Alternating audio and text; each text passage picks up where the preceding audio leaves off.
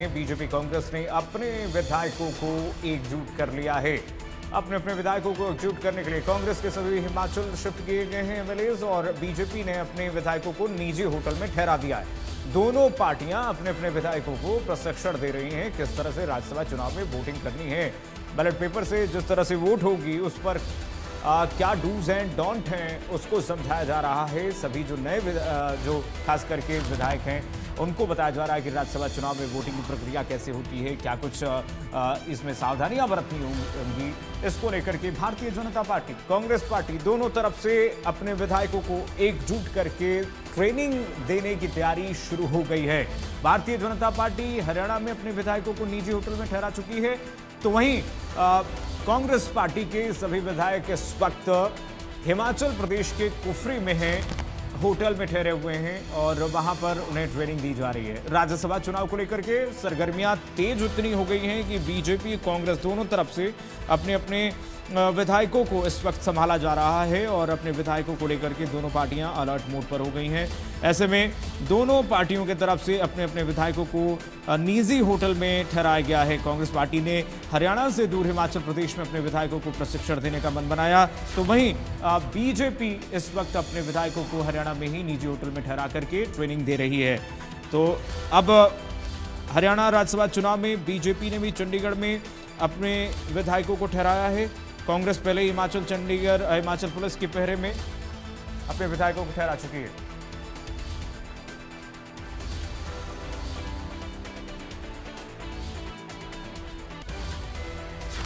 और चलिए इसी खबर पर हमारे साथ न्यूज रूम से इंडिया न्यूज हरियाणा की एग्जीक्यूटिव एडिटर ज्योति सांगवान जुड़ गई हैं। ज्योति, देखिए, एक तरफ कांग्रेस पार्टी की तैयारियां हमने कल देख ली और अब बीजेपी भी अपने विधायकों को होटल में ठहरा चुकी है, यानी तैयारियां दोनों तरफ से है।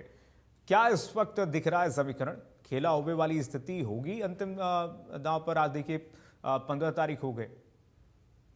बिल्कुल कीर्तिमान, देखिए दोनों ही जो प्रमुख दल हैं हरियाणा में, वो दोनों ही दल राज्यसभा चुनाव की तैयारियों को लेकर अपनी अपनी रणनीति बनाने में जुटे हैं और ये इसलिए भी सरगर्मियां तेज हो गई हैं क्योंकि देखिए तारीख करीब आ गई है। वोटिंग वाले दिन की, चुनाव परिणाम वाले दिन की, चुनाव वाले दिन की तारीख करीब आ गई है। कांग्रेस की ओर से कल लंच पर हुड्डा साहब के आवास पर तमाम विधायकों को बुलाया गया था। तब इंडिया न्यूज हरियाणा लगातार ये जानकारी दे रहा था कि देखिए कांग्रेस के विधायकों को हिमाचल ले जाया जाएगा। बार बार डिनाई किया गया, लेकिन उसके बावजूद भी तमाम विधायकों को ले जाया गया। इंडिया न्यूज हरियाणा तमाम रास्ते में, क्योंकि चंडीगढ़ से हिमाचल कांग्रेस विधायकों को ले जाया जा रहा था, हम लगातार तस्वीरें दिखाते रहे। वो तस्वीरें चाहे सोलन की हों या उससे आगे शिमला की हों, कुफरी की हों, इंडिया न्यूज हरियाणा अपने दर्शकों को तमाम तस्वीरें विधायकों से जुड़ी दिखाता रहा कि कांग्रेस के विधायकों को कुफरी ले जाया गया के। सबसे पहले जानकारी हमने अपने दर्शकों तक पहुंचाई तो ये कांग्रेस की बात थी। कांग्रेस भी इसे ट्रेनिंग का नाम दे रही है। कांग्रेस का भी कहना है कुछ विधायक नए चुनकर आए हैं और बहुत सारी बारीकियां होती हैं। राज्यसभा चुनाव इतना आसान नहीं है। जो नए चुने लोग हैं, जो पहली बार राज्यसभा के लिए वोट कर रहे हैं, कि आपको फर्स्ट प्रेफरेंस अपनी बतानी है, सेकंड पर टिक करना है नहीं करना है, आपको अपना वोट भी दिखाना है, किसे नहीं दिखाना है, किसे दिखाना है, कौन सी स्याही का इसमें इस्तेमाल होता है जो राज्यसभा के लिए स्पेसिफिक है। ये तमाम बारीकियां देखिए राज्यसभा को लेकर समझानी होती हैं, लेकिन कांग्रेस के जहन में तो डर क्रॉस वोटिंग का ही है और बीजेपी ने इस बात का संदेश भी दे दिया है। कैसे? आज बीजेपी की ओर से भी सुबह सुबह बैठक बुलाई गई, उसके बाद बस से बीजेपी की भी आई थी। इंडिया न्यूज हरियाणा ने पहले ही अपने दर्शकों को जानकारी दे दी थी कि यहाँ से तो बाहर ले जाया जाएगा। ऐसा नहीं कि पार्टी दफ्तर में तैयारी करेंगे या किसी आवास पर तैयारी होगी, यहाँ से बाहर ले जाया जाएगा, लेकिन चंडीगढ़ से बाहर नहीं लेकर जाया जाएगा। और वही हुआ है, चंडीगढ़ के एक निजी होटल में तमाम विधायकों को ले जाया गया है। खबरें हैं कि वहां बीजेपी विधायकों को ट्रेनिंग दी जाएगी।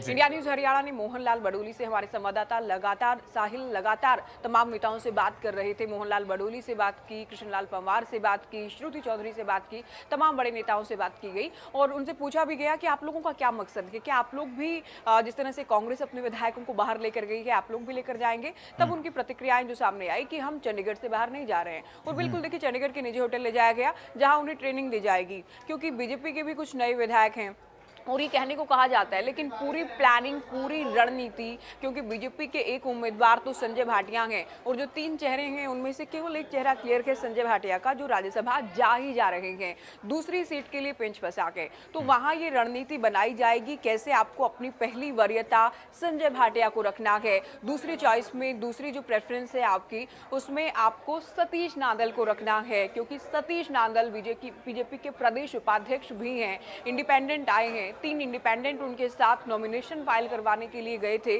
और तीनों ही इंडिपेंडेंट का बीजेपी को, सरकार को हरियाणा में समर्थन है।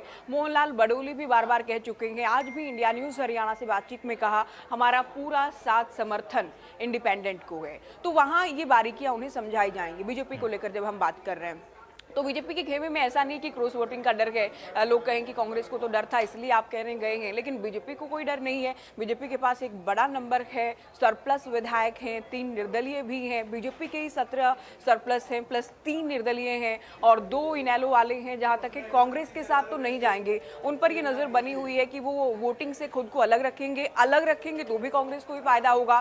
तो बहुत संभव है कि अभय चौटाला अपने दोनों विधायकों के साथ, इंडिपेंडेंट के साथ खड़े रहेंगे, सतीश नांदल के साथ खड़े रहेंगे। सतीश नांदल जो कि इनेलो की पृष्ठभूमि के ही रहे हैं, इनेलो की टिकट पर भी चुनाव लड़ते रहे हैं, 2019 में बीजेपी में आए और हुड्डा साहब के खिलाफ गढ़ी सांपला के लोई से चुनाव लड़ते रहे हैं। अभी बीजेपी संगठन में भी उनके पास जिम्मेदारी है। तो देखिए, ये कुल मिलाकर अभी तक आप समीकरण की बात कर रहे थे, ये समीकरण बनते नजर आ रहे हैं। कांग्रेस की प्लानिंग, कांग्रेस की रणनीति, कांग्रेस की आप कह सकते हैं ट्रेनिंग कुफरी में चल रही है, हिमाचल में चल रही है, वहां बैठ के हो रही होंगी और वहां तो प्रयास ये है कि अपने विधायकों को बचाया जाए, क्योंकि राज्यसभा का एक ऐसा चुनाव होता है जहां लोग अपनी अंतरात्मा से वोट करते हैं, वहां कोई बाध्यता, कोई अनिवार्यता नहीं होती है। अगर मान लीजिए कीर्तिमान आप कांग्रेस के विधायक हैं तो भी आपकी चॉइस रहेगी कि आप कांग्रेस को वोट करें या इंडिपेंडेंट को वोट करें, लेकिन उसमें एक बारीकी ये रहेगी कि आपको पार्टी एजेंट को, आपको चुनाव एजेंट को वहां दिखाना होगा, जिसकी भी जिम्मेदारी पार्टी की ओर से लगाई होगी। वहां कीर्तिमान ये दिखाएंगे कि मैंने कांग्रेस को वोट किया या इंडिपेंडेंट को वोट किया। वहां इस बार बीके हरिप्रसाद बैठेंगे, कांग्रेस को लेकर बात करें, हुड्डा साहब खुद ही कल कह चुके हैं प्रेस वार्ता के दौरान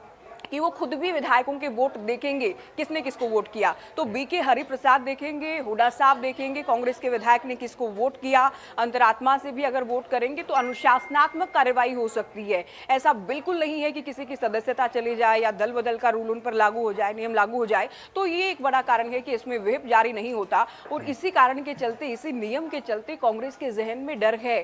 कांग्रेस के खेमे में थोड़ी आप कह सकते हैं एक हलचल भी इसकी वजह से ज्यादा है कि हरियाणा से बाहर लेकर गए, चंडीगढ़ से बाहर लेकर गए, ताकि ये लोग किसी के संपर्क में ना आए। कोई लालच, कोई दबाव या कोई क्रॉस वोटिंग की जो भी संभावनाएं, आशंकाएं बन रही हैं, उनसे विधायकों को दूर रखा जाए। दूसरी ओर बीजेपी चंडीगढ़ में ही रहते हुए अपने विधायकों को ट्रेनिंग दे रही है। लेकिन जिनको अंतरात्मा की सुननी होगी वो पहले ही अंतरात्मा की सुन चुके होंगे। अब हिमाचल प्रदेश के कुफरी में अगर शिफ्ट किए जा रहे हैं सभी लोग विधायक, तो अंतरात्मा से पहले ही उन्होंने मन बना लिया होगा, अगर करना होगा तो वो कर देंगे वोट। लेकिन इस बीच कुमारी सैलजा को लेकर भी इस वक्त सवाल खड़े हो रहे हैं कि नॉमिनेशन में नहीं दिखाई देती हैं। 5 विधायक अभी हरियाणा में हैं, सभी कांग्रेस के 5 विधायक। कुमारी सैलजा क्या रणनीतियों पर कोई और रणनीति बना रही हैं, क्या कर रही हैं इस वक्त? बड़ी अच्छी बात आपने कही कि जिनको अंतरात्मा की सुननी होगी वो सुन चुके होंगे, और ये इसलिए भी क्योंकि 5 तारीख को तो नॉमिनेशन फाइल हो गया था, उसके बाद 13 तारीख को आप अपने विधायकों को बाहर लेकर जा रहे हैं। 8 दिन बहुत होते हैं।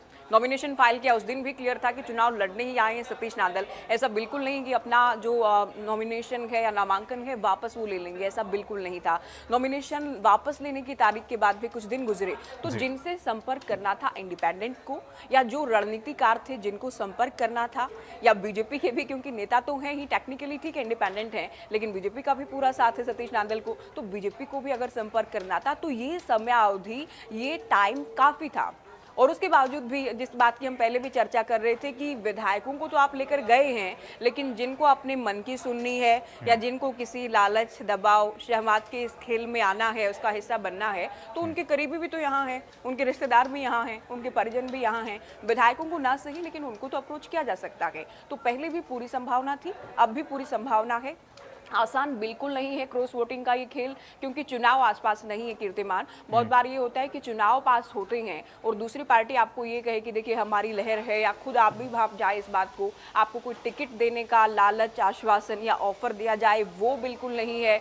हुड्डा साहब खुद ये देखने वाले हैं किस विधायक ने किसे वोट किया, तो ये भी एक बड़ा रिस्क रहेगा। करो या मरो की स्थिति है कांग्रेस के सामने, ना इनको 2016 चाहिए होगा, ना 2022 इनको इस बार चाहिए होगा। और ये अगर हो भी गया तो ये तो हरियाणा की राजनीति में कांग्रेस के दामन पर एक बहुत बदनुमा दाग रहेगा, जो बहुत सालों तक याद रखा जाएगा अगर सतीश नांदल चले जाते हैं राज्यसभा। सैलजा को लेकर आप सवाल पूछ रहे थे। बिल्कुल देखिए, खबरें हैं इस तरह की कि सैलजा उतनी एक्टिव नहीं है, हालांकि उनके बयान जरूर सामने आए कि कांग्रेस एक मत है। सुरजेवाला की हम बात करें, हालांकि आदित्य सुरजेवाला गए हैं कुफरी, जो कि उनके बेटे हैं, विधायक हैं इस बार, क्योंकि ये पूरी अग्नि परीक्षा भूपेंद्र हुड्डा की है। वो भूपेंद्र हुड्डा जो 2016 में कांग्रेस हाईकमान ने कहा कि आर के आनंद को कांग्रेस के तमाम विधायक वोट करेंगे, लेकिन हुड्डा साहब ने जो पूरा गेम रचा, जो कि वो खुद भी एडमिट कर चुके हैं एक इंटरव्यू के दौरान, जो स्याही कांड हुआ जिसको लेकर आज भी कांग्रेस को घेरा जाता है, जिसको लेकर अभय चौटाला लगातार उन्हें निशाने पर लेते हैं। वोट चोरी के आरोप जब कांग्रेस लगाती है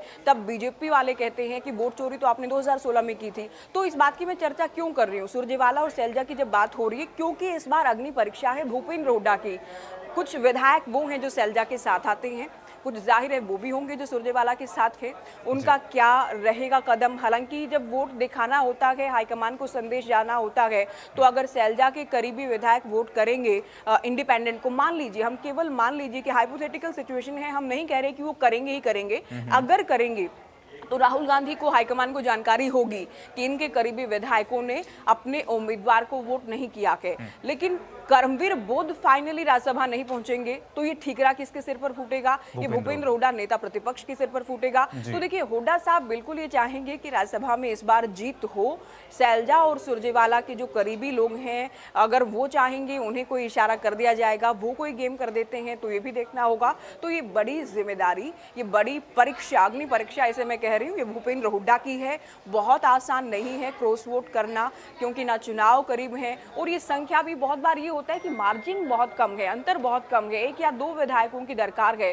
तो क्या करेंगे आप इतना बड़ा? हम पहले भी जब करते हैं गणित की बात, 17 बीजेपी वाले ठीक है सतीश नांदल के साथ हैं, 3 इंडिपेंडेंट भी हैं, हो गए 20, 2 आप इनेलो के भी लगा लीजिए तो भी 22 हुए। 31 की जरूरत है, आपको 9 लाने होंगे। कांग्रेस के पास तो पहले ही सरप्लस है, तो कितने क्रॉस वोट करवाएंगे, कितने कैंसिल होंगे, ये एक बहुत बड़ा गेम, ये बहुत बड़ा चक्रव्यूह होगा। अगर इसे पार कर पाएंगे सतीश नांदल तो ये इतिहास रचा जाएगा हरियाणा की सियासत में। तो आसपास नहीं है, बहुत बड़ा अंतर है, क्रॉस वोटिंग आसान नहीं है, लेकिन नामुमकिन भी नहीं है। शायद इसीलिए भूपेंद्र हुड्डा गए नहीं है हिमाचल प्रदेश की, यहीं से रह करके कोऑर्डिनेट करेंगे। उनकी बड़ी महती भूमिका है इस वक्त, और साथ का सवाल भी है कि भूपेंद्र हुड्डा के नेतृत्व में अगर राज्यसभा चुनाव हो रहा है, सीएलपी के लीडर हैं, तो पूरा दमखम वो कोऑर्डिनेट कर रहे होंगे अभी से बैठ करके, और समझ चुके होंगे कि बीजेपी ने लास्ट समय में ये कहा जा रहा है कि रणनीतियां अपनी बदली है। अब क्या रणनीतियां हैं वो जो बदली गई हैं बीजेपी की तरफ से? बिल्कुल देखिए, भूपेंद्र हुड्डा को तो अपना दमखम दिखाना है। हम जब 2014 के बाद की बात करें कीर्तिमान, ये हरियाणा की सियासत में पहली बार हुआ जब बीजेपी अपने बूते पहली बार बहुमत में सत्ता में आई। उसके बाद जो राज्यसभा चुनाव हुए हैं वो एक कहानी अपने आप में बन गई है। जब बीजेपी मजबूत है, कांग्रेस कमजोर रही है। 2016 वाला तो आप जानते ही हैं, बीजेपी से इनके उम्मीदवार चले गए, उसके बाद इंडिपेंडेंट सुभाष चंद्रा, आर के आनंद इनेलो के थे, कांग्रेस ने समर्थन दिया, तो कांग्रेस के नेताओं ने ही खेला कर दिया। 2016 में ये हुआ, 2022 में क्या हुआ वो भी कांग्रेस ने ही किस तरह से कांग्रेस को हराया वो भी तमाम लोगों के सामने है। केवल दीपेंद्र हुड्डा वो उम्मीदवार रहे जो बहुत इजीली राज्यसभा पहुंच गए। क्यों? क्योंकि भूपेंद्र हुड्डा के बेटे हैं, और अभय चौटाला तो ये भी कह रहे हैं जब आपके बेटे उम्मीदवार थे, जब आपके बेटे मैदान में थे दीपेंद्र हुड्डा, तब मेरे पैरों की तरफ हाथ करते हुए कहा गया कि चौधरी साहब आप भी दीपेंद्र को वोट करना है। आपके विधायक भी किसके लिए कह रहे थे? भूपेंद्र हुड्डा के लिए। कि आपके बेटे जब उम्मीदवार होते हैं तो आप अप्रोच करते हैं, अपील करते हैं, रिक्वेस्ट करते हैं, लेकिन दूसरे जब आ जाते हैं आप खुद ही हरा देते हैं। तो ये इस तरह के एलिगेशंस भूपेंद्र हुड्डा पर लगते रहे हैं, और ये क्यों भी उनके लिए नाक का सवाल है, या क्यों भी उनके लिए जीतना जरूरी है, क्योंकि उनको फ्री हैंड दिया गया था इस बार के चुनाव में। टिकटें ज्यादातर उनके हिसाब से बटी थी तो भी नहीं जिता पाए। उन पर बहुत सारे सवाल पहले ही उठते रहे हैं। एलओपी बने हैं, बहुत इंतजार करना पड़ा है, ये जरूरी है, मजबूरी है हाईकमान के लिए, इस तरह के प्रश्न भी उठते रहे हैं। तो इस बार इन्हें, इनके सामने भी सियासी लिहाज से मैं कह रही हूँ, करो या मरो घरों की स्थिति है, ये इस नैया को कैसे पार लेकर जाएंगे देखना होगा। इनके ना जाने का सवाल है